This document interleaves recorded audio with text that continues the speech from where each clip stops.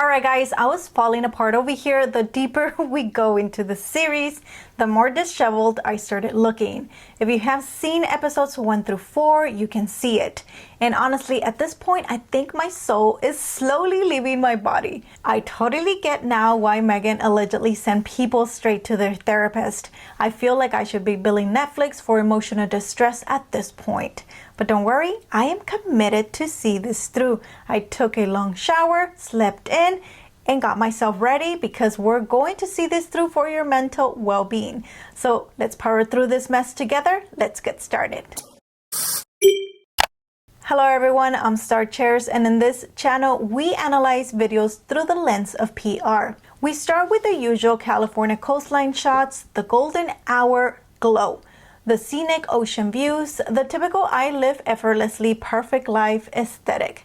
Then we cut to Meghan driving, where she casually points out her favorite antique shop, the farmer's market, where she of course buys her fruit for her jam.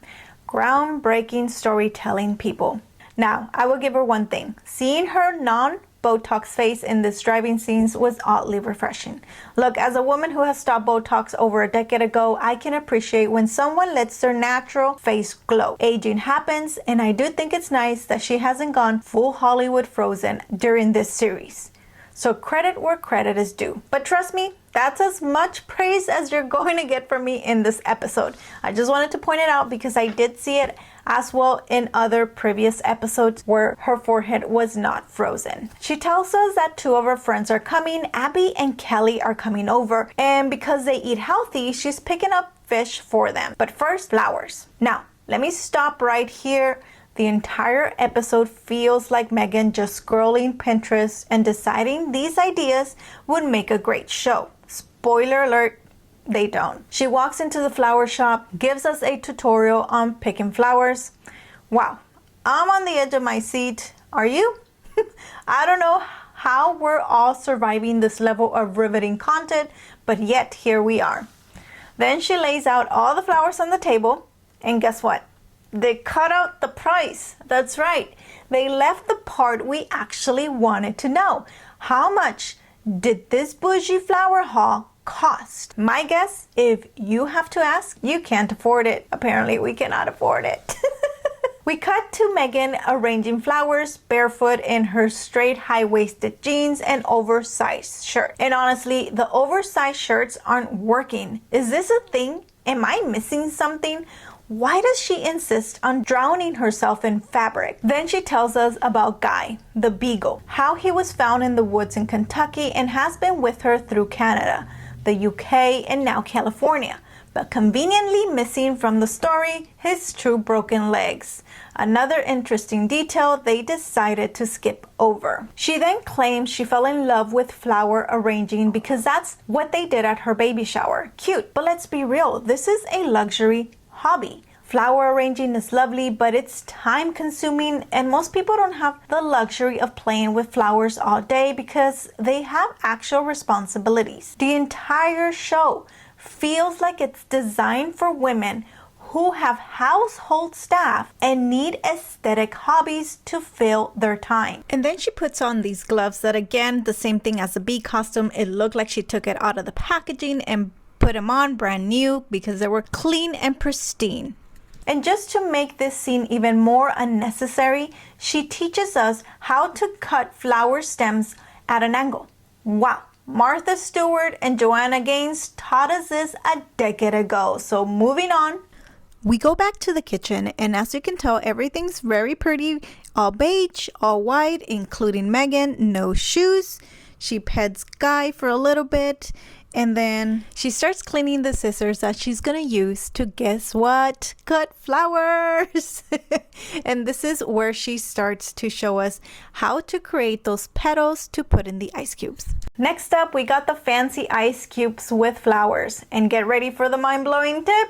Use distilled water, not tap water, so the cubes stay clear. Meghan, you've done it again. Thank you very much. I never would have figured that one out. And then the most awkward moment happens when she pulls out the orange ice cubes to put them in a glass or that champagne thing and then puts them right back into the fridge. That was weird. And then we finally get where her friends arrive.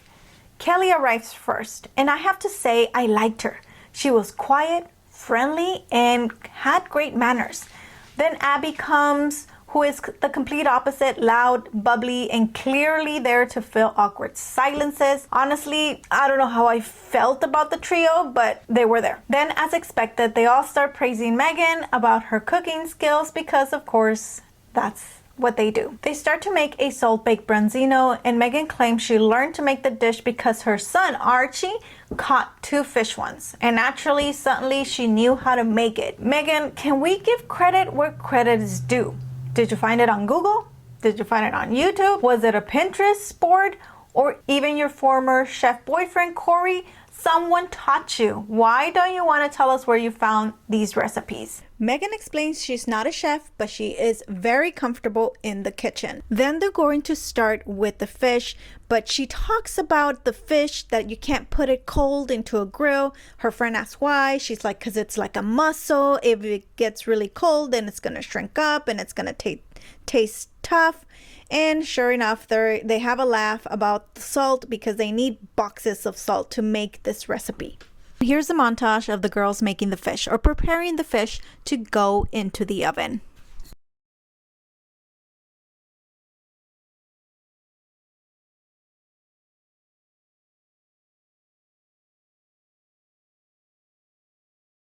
Then comes the groundbreaking tutorial on how to chop vegetables and put store-bought hummus in a dish. Life-changing content, folks. I could never have figured this out on my own. Thank you, Meghan Markle. And don't worry, this dish was also elevated with flowers. Next, they make a simple salad in lemon vinaigrette. And suddenly, Meghan drops in that Harry is also a great cook in the kitchen. Kelly immediately chimes in and says, yes, scrambled eggs. Wait, what? Seriously? Scrambled egg? That's what qualifies Harry as a great cook in the kitchen? All right. I mean, I'm not gonna knock that. I make some amazing buttered egg, but you know what?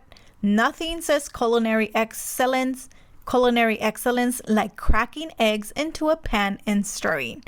While the fish is in the oven, they make the salads, and of course the salad was elevated with flour sprinkles. You got that right. They then plate the dish, adding some herbs and rosemary for elevation.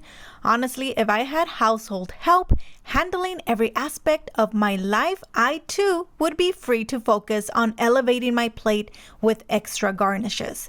Must be nice. All right, so we're almost at the very end. They end up going outside to have an outdoor al fresco lunch, but this is where it gets interesting because they start talking about how they all met. Eventually just how one met, then the other one, but this is what I want you to see. We've been friends for a long time. We've been through a lot together. You came to my wedding? Came to your beautiful wedding. She wore her mom's wedding dress. It was just magical. And then you and I met. It was the most awkward wedding moment. Kelly brings up that Meghan attended her wedding, and Meghan immediately deflects. Instead of responding, she changes the subject and starts talking about how Kelly wore her mom's wedding dress and quickly pivots to Abby, saying it was magical. It was magical. You and I met. Kelly dismissed. Was she even at Meghan's wedding? Because I looked it up. Nothing came up. If she wasn't invited, that would explain the sudden redirection. I'll show you the video. We've been friends for a long time. We've been through a lot together. You came to my wedding? Came to your beautiful wedding. She wore her mom's wedding dress. It was just magical. And then you and I met. Kelly, however, was the highlight of this episode. She exuded grace, class, and honestly, she brought a level of kindness and sophistication that Meghan has never quite mastered. All right, that's all, folks. This episode was another dud. At this point, if you were to ask me which episode I would recommend from the 5 that I have reviewed, I would only recommend the one with Chef Roy Choi. It's the only one with actual recipes and food worth trying. Everything else, a Pinterest board come to life. If you made it this far, you deserve a medal. Thank you for watching, and please subscribe, like, and share. It lets me know you enjoy this content and keep me going for the next breakdown. See you in the next one. Bye.